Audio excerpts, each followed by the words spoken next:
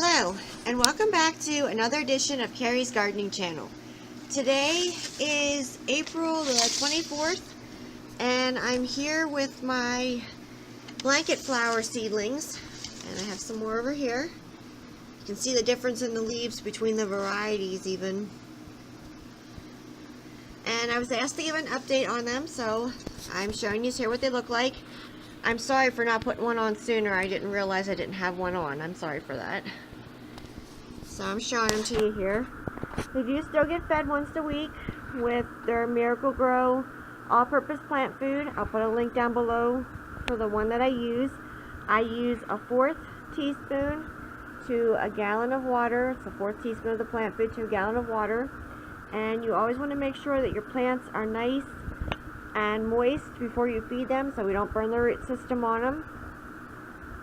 And this one here, it's shooting a stalk up. I don't know if this one's going to bloom or not yet. It actually might be getting ready to bloom for us soon.